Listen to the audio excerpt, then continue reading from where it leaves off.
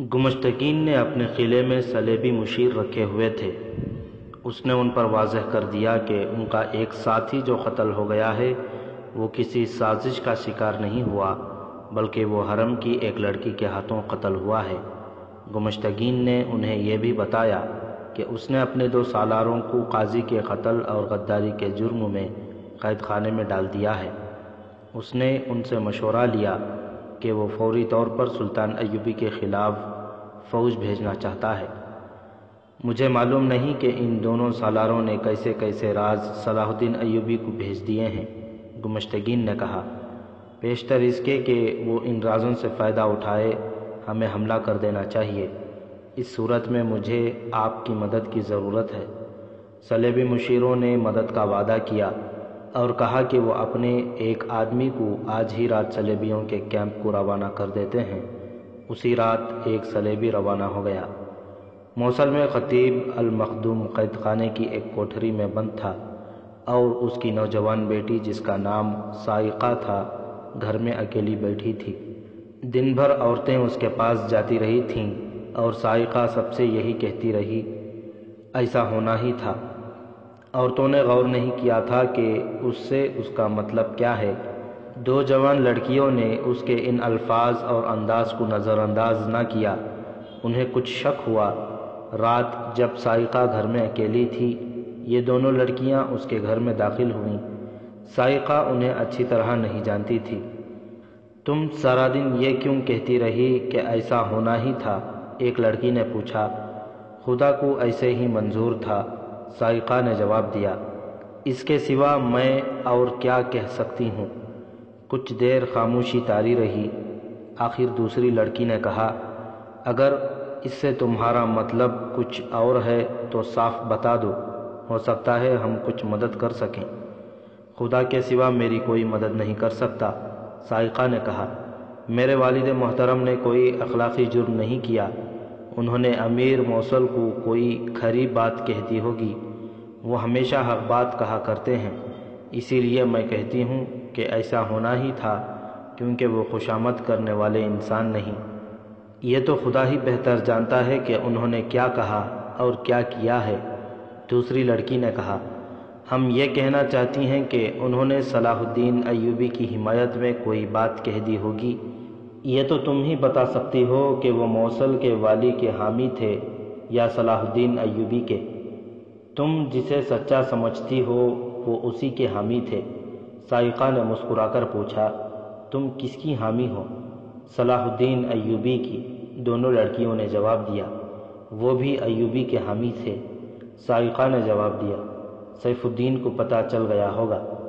وہ زبانی حمایت کرتے تھے یا عملاً بھی؟ ایک لڑکی نے پوچھا۔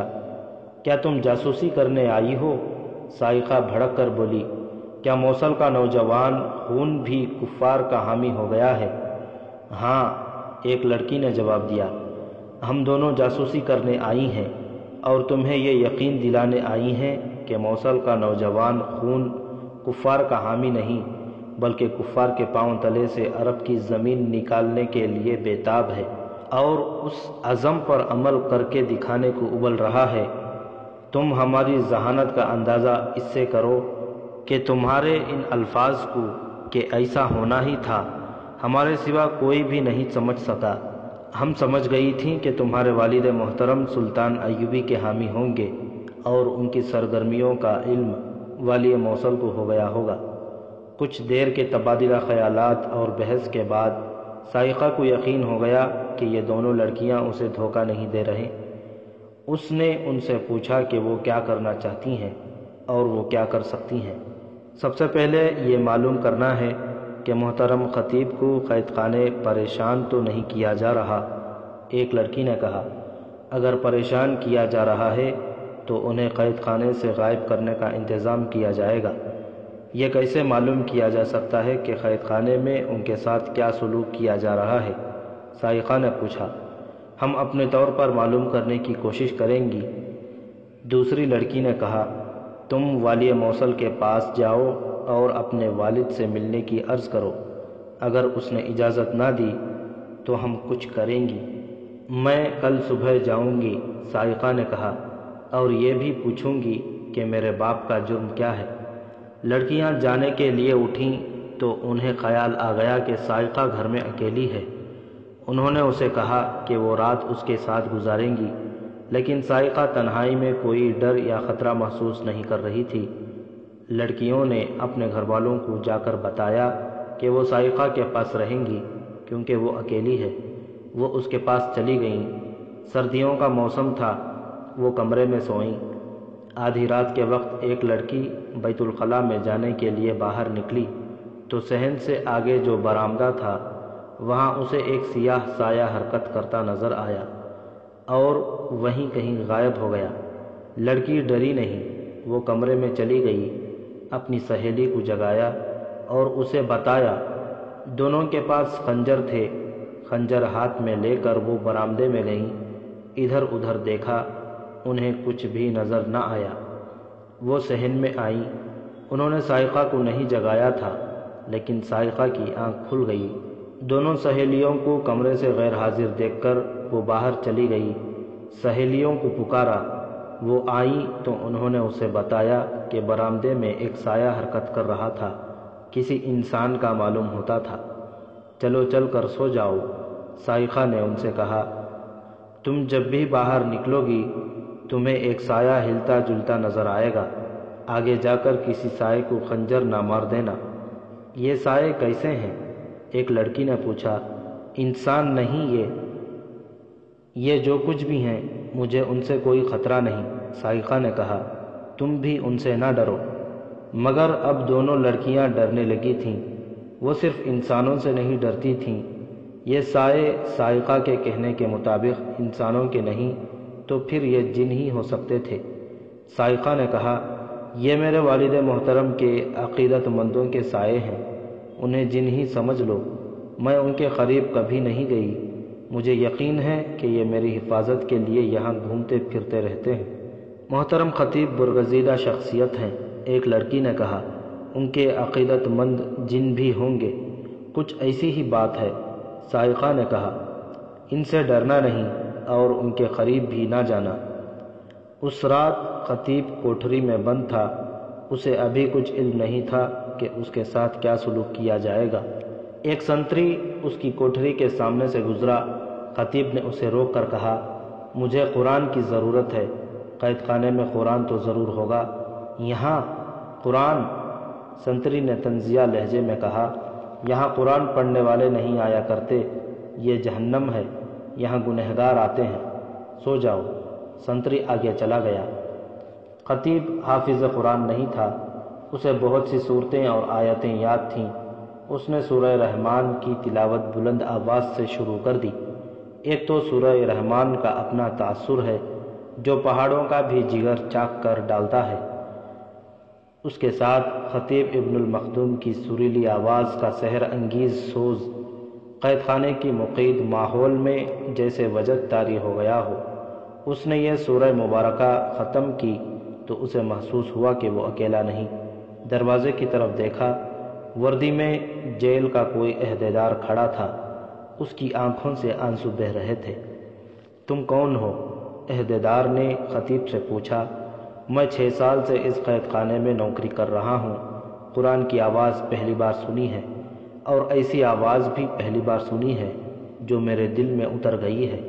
میں نے قرآن نہیں پڑھا، حالانکہ یہ میری مادری زبان میں لکھا گیا ہے۔ میں موصل کا خطیب ہوں، خطیب نے جواب دیا۔ اور آپ کا جرم؟ عہدیدار نے حیرت سے چونک کر پوچھا۔ صرف یہ کہ میں قرآن کی زبان میں بات کیا کرتا ہوں، خطیب نے جواب دیا۔ میرا جرم یہ ہے کہ میں نے اپنے بادشاہ کا حکم نہ مانا اور قرآن کے حکم کو مقدم جانا۔ پھر پڑھو، عہدیدار نے التجا کے لہجے میں کہا۔ میرے اندر ایک زہر ہے جو قرآن کے الفاظ نے اور آپ کی آواز نے نکالنا شروع کر دیا ہے۔ میں آپ کا حکم نہیں دے رہا، التجا ہے۔ خطیب نے پہلے سے زیادہ وجد آفریں آواز میں سورہ رحمان پڑھی۔ عہدیدار کوٹھری میں موٹی موٹی سلاخوں کو پکڑے کھڑا رہا اور اس کے آنسو بہتے رہے۔ خطیب خاموش ہوا تو عہدیدار نے آنکھیں بند کر کے دھیمی آواز میں سورہ رحمان کی بعض آیات دہرانی شروع کر دیں۔ اگر آپ کی آواز میں یہ جادو ہے تو آپ کے معتقدوں میں جنات بھی ہوں گے۔ عہدیدار نے کہا، میں ایک بات پوچھنا چاہتا ہوں۔ میں نے سنا ہے قرآن سے فال نکالی جاتی ہے، کوئی سوال پوچھو تو جنات قرآن کے لفظوں میں جواب دیتے ہیں، لیکن سوال یہ ہے کہ تمہارا سوال کیا ہے؟ خطیب نے کہا، قرآن صرف ایمان والوں کو مژدہ سنایا کرتا ہے، اور جس کا ایمان پختہ نہ ہو اس کے سینے میں ایمان کی قندیل روشن کرتا ہے۔ خطیب نے کہا، تمہارا سوال کیا ہے؟ میری ایک آرزو ہے۔ عہدیدار نے کہا، میرے سینے میں آگ جل رہی ہے، معلوم نہیں یہ ایمان کی قندیل کا شعلہ ہے یا یہ آگ انتقام کی ہے۔ میں اس فوج میں شامل ہونا چاہتا ہوں جو یروشلم کو فتح کرے گی، مجھے انتقام لینا ہے۔ اگر یروشلم کی فتح کو تم ایمان کہو تو وہاں جلدی پہنچو گے۔ خطیب نے کہا، انتقام ذاتی فعل ہے، ایمان اللہ کا حکم ہے۔ تم انتقام کیوں کہہ رہے ہو اور یروشلم کیوں کہہ رہے ہو؟ بیت المقدس کہو۔ میں نے کسی قیدی کے ساتھ ایسی باتیں کبھی نہیں کی تھیں۔ عہدیدار نے کہا، آپ خطیب ہیں، آپ کے سامنے میں اپنا دل کھول کر رکھنا چاہتا ہوں۔ میری روح کو تسکین کی ضرورت ہے۔ میں بیت المقدس کا رہنے والا ہوں، وہاں صلیبیوں کی حکمرانی ہے۔ مسلمانوں کو وہاں بھیڑ بکریاں اور جانور سمجھا جاتا ہے۔ صلیبی جس مسلمان کو چاہیں قتل کر دیں، جسے چاہیں قید خانے میں ڈال دیں۔ بیگار کا رواج تو عام ہے، جس گھر میں لڑکی جوان ہو ان کا دم تو خشک رہتا ہے۔ وہاں کے مسلمان سلطان ایوبی کی راہ دیکھ رہے ہیں۔ 7 سال گزرے، ایک روز ایک صلیبی نے مجھے پکڑ لیا اور ساتھ لے گیا۔ اس کا کوئی سامان اٹھا کر اس کے گھر تک لے جانا تھا۔ اس نے مجھے سامان اٹھانے کو کہا تو میں نے انکار کر دیا۔ اس نے میرے منہ پر تھپڑ مار کر کہا کہ مسلمان ہو کر تم میرا حکم نہ ماننے کی جرات کر رہے ہو۔ میں نے اس کے سر پر گھونسا مارا، وہ گرا تو میں نے اس کے سر کے بال مٹھی میں لے کر اسے اٹھایا اور دوسرا گھونسا مار کر اسے پھر گرا دیا۔ اتنے میں مجھے پیچھے سے کسی نے جکڑ لیا، پھر صلیبیوں کا ہجوم جمع ہو گیا۔ سپاہی بھی آ گئے اور مجھے بیگار کیمپ میں لے گئے۔ میں نے وہاں 3 دن گزارے اور تیسری رات میں نے ایک سنتری کو پیچھے سے دبوچا اور اسی کے خنجر سے اس کا پیٹ چاک کر کے بھاگ نکلا۔ میں گھر پہنچا تاکہ رات ہی رات سارے کنبے کو بیت المقدس سے بھگا لے جاؤں، ورنہ سب کے پکڑے جانے کا خطرہ تھا۔ مگر میرا گھر کھنڈر بن چکا تھا۔ اندر گیا تو گھر جلا ہوا تھا۔ میں نے ایک مسلمان پڑوسی کے دروازے پر دستک دی، وہ ڈرتا ڈرتا باہر آیا۔ میں نے پوچھا کہ میرے گھر والے کہاں بھاگ گئے ہیں؟ اس نے یہ خبر سنا کر میرے پاؤں تلے سے زمین نکال دی کہ گھر کے مردوں کو صلیبی پکڑ لے گئے ہیں اور میری دونوں کنواری بہنوں کو صلیبی فوجی لے گئے تھے۔ پھر انہوں نے گھر کو آگ لگا دی۔ میرے دل پر جو گزری اس کا تصور آپ کر سکتے ہیں۔ مجھے معلوم تھا کہ مجھے بہنیں واپس نہیں مل سکتیں، اور میں یہاں رکا رہا تو پکڑا جاؤں گا اور صلیبی مجھے قتل کر دیں گے یا قید خانے میں بند کر کے ساری عمر اذیتیں دیتے رہیں گے۔ میں کسی مسلمان کے گھر چھپنے کی غلطی نہیں کر سکتا تھا، کیونکہ وہ پورا گھرانہ مارا جاتا۔ میں رات کو ہی بیت المقدس سے نکل آیا۔ خون کھول رہا تھا مگر میں بے بس تھا۔ میں نے اس طرف کا رخ کر لیا۔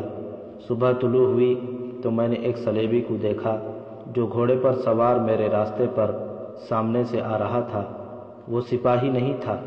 میں نے اسے روک لیا اور اسے باتوں میں الجھا کر گھوڑے سے اتار لیا۔ اس کا ایک پاؤں رکاب میں، دوسرا زمین پر تھا کہ میں نے پیچھے سے اس کی گردن اپنے بازو کے گھیرے میں لے لی۔ اس کے کمر بند کے ساتھ چھوٹی تلوار تھی، وہ کھینچ لی اور اسے قتل کر دیا۔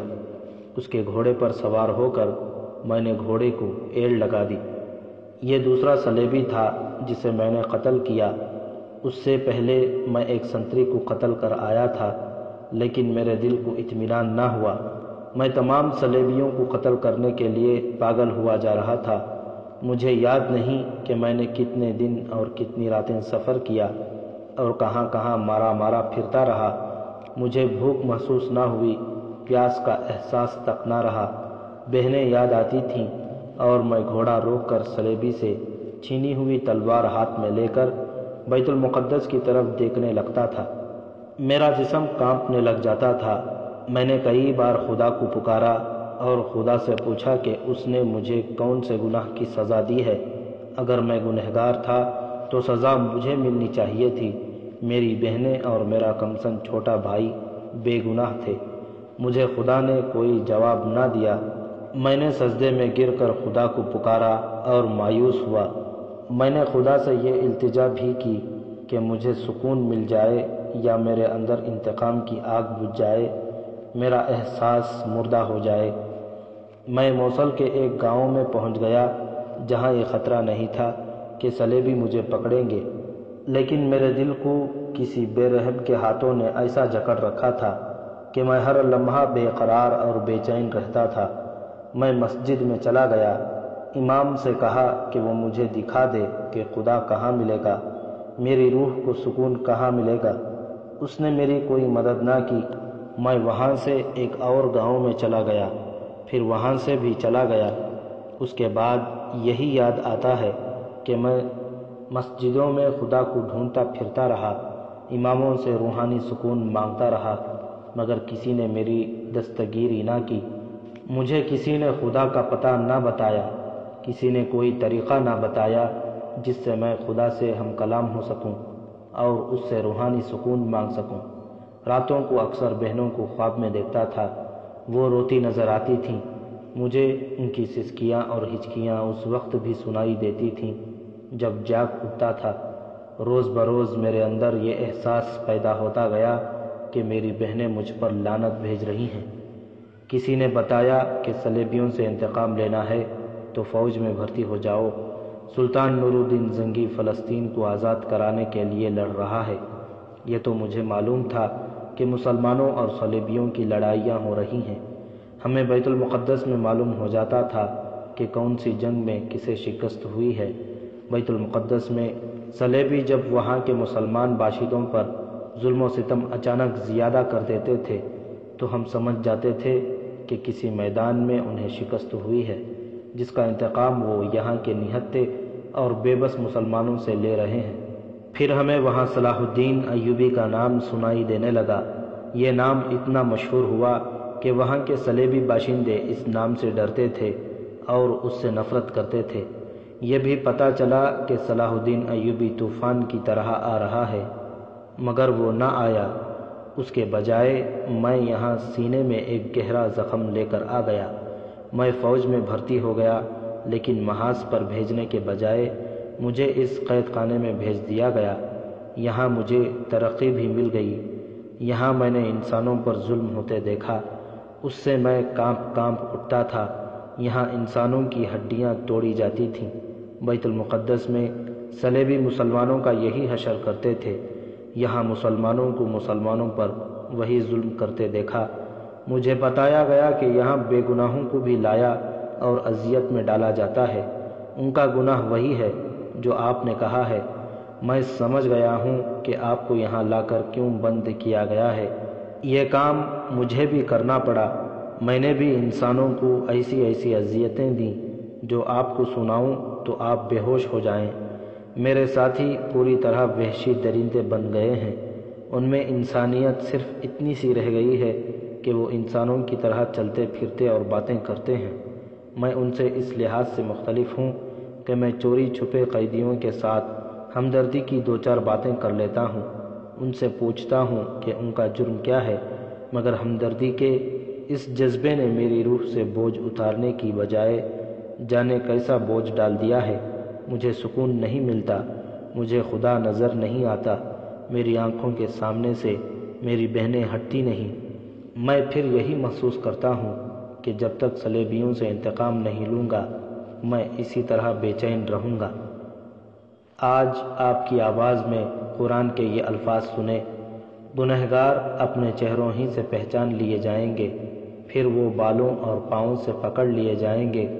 تم اپنے پروردگار کی کون کون سی نعمت کو جھٹلاؤ گے؟ یہی وہ جہنم ہے جسے گنہگار لوگ جھٹلاتے تھے۔ وہ دوزخ اور کھولتے ہوئے گرم پانی کے درمیان گھومتے پھریں گے تو معلوم نہیں میرے دل میں کیا ہلچل بپا ہو گئی ہے۔ مجھے ایسے محسوس ہونے لگا جیسے وہ راز انہی لفظوں میں ہے جو ڈھونڈتا پھر رہا ہوں۔ اس نے سلاخوں میں سے ہاتھ اندر کر کے خطیب المخدوم کا چوغا پکڑ لیا اور بےتاب ہو کر بولا، مجھے بتاؤ یہ راز کیا ہے؟ کیا میرے دماغ پر خون سوار ہے؟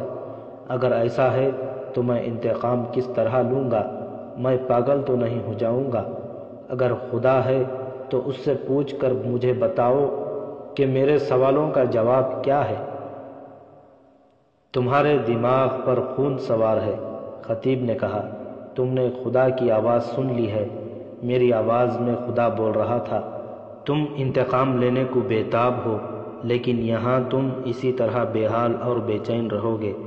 تم جس فوج کے ملازم ہو وہ کبھی بیت المقدس نہیں جائے گی۔ کیوں؟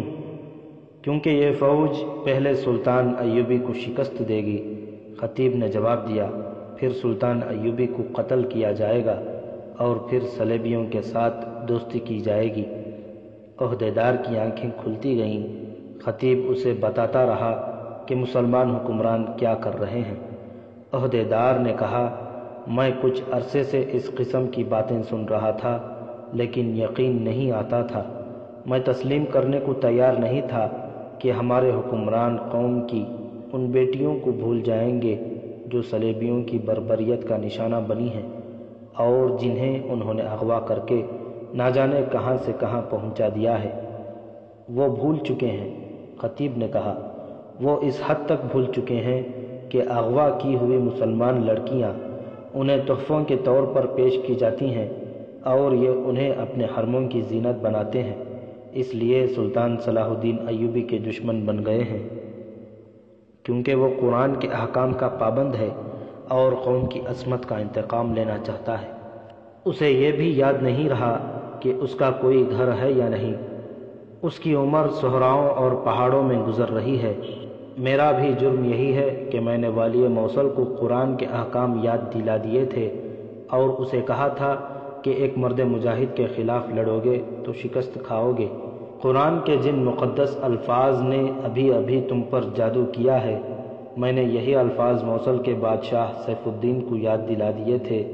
میں نے اسے کہا تھا کہ تم جیسے گنہگار چہروں سے پہچانے جائیں گے اور بالوں اور پاؤں سے پکڑ لیے جائیں گے۔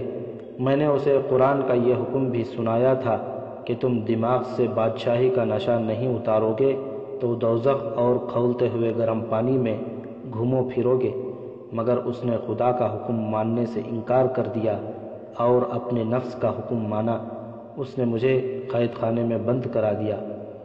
آپ کو یہاں بہت تکلیف ہوگی، عہدیدار نے کہا۔ میں جو خدمت کر سکا کروں گا۔ یہ دنیاوی اور جسمانی اذیتیں مجھے کوئی تکلیف نہیں دے سکتیں، خطیب نے کہا۔ تم نے میری آواز میں جو سوز اور تاثر محسوس کیا ہے وہ میری روح کی آواز تھی۔ دنیا کے اس جہنم میں میں مطمئن ہوں۔ میری آواز اللہ کی آواز ہے، مجھے کوئی تکلیف نہیں۔ ہاں، ایک غم ہے جو مجھے پریشان کرتا ہے۔ میری بیٹی جوان ہے اور یہ میری واحد اولاد ہے۔ میری بیوی مدت ہوئی مر گئی تھی۔ میں نے اس بچی کی خاطر دوسری شادی نہیں کی۔ ہم ایک دوسرے کی خاطر زندہ ہیں۔ وہ گھر میں اکیلی ہے، میں اس کی حفاظت کروں گا، عہدیدار نے کہا۔ سب کی حفاظت کرنے والا خدا ہے، خطیب نے کہا۔ میں تمہیں اپنے گھر کا پتہ بتا دیتا ہوں۔ میری بیٹی سائقہ سے کہنا کہ ثابت قدم رہے اور میرے متعلق کوئی فکر نہ کرے۔ اگر یہاں قرآن پڑھنے کی اجازت ہو تو میری بیٹی سے میرا قرآن لے آنا۔ عہدیدار علاء الصبح خطیب کے گھر چلا گیا اور اس کی بیٹی کو تسلی دی کہ اپنے باپ کے متعلق وہ پریشان نہ ہو۔ اس نے سائقہ کو بتایا کہ وہ اس کے باپ سے بہت متاثر ہوا ہے، اس کی جو مدد وہ کر سکتا ہے کرے گا، لیکن اوپر کے حکم کے خلاف کوئی کارروائی نہیں کر سکتا کیونکہ قید خانے کا ادنیٰ ملازم ہے۔ اس نے لڑکی سے کہا کہ محترم خطیب کا قرآن دے دے۔ لڑکی نے قرآن دینے سے پہلے عہدیدار کے ساتھ بہت سی باتیں کر کے یقین کر لیا کہ وہ تہہ دل سے اور جذبے کے تحت اس کے باپ کی مدد کرنا چاہتا ہے۔ وہ جذباتی لگتا تھا۔ اس نے جب یہ کہا کہ وہ اس کی خاطر اور اس کے باپ کی خاطر جان پر کھیل جائے گا تو سائقہ نے اسے کہا، آپ کو یہ تو معلوم ہو گیا ہے کہ میرے والد کو کس جرم میں قید کیا گیا ہے۔ مجھے ڈر ہے کہ سیف الدین انہیں اذیت خانے میں ڈال دے گا تاکہ ان کے دل سے صلاح الدین ایوبی کی حمایت نکل جائے۔ کیا یہ ممکن نہیں ہو سکتا کہ آپ انہیں قید خانے سے فرار ہونے میں مدد دیں؟ ہم دونوں موصل سے غائب ہو جائیں گے۔ عہدیدار مسکرایا اور بولا، جو اللہ کو منظور ہوگا۔ میں نے تمہارے والد کی آواز میں اللہ کی آواز سنی ہے اور ان کی آنکھوں میں ایمان کا نور دیکھا ہے۔ اللہ کی آواز اور ایمان کے نور کو کوئی انسان قید خانے میں محسوس نہیں کر سکتا۔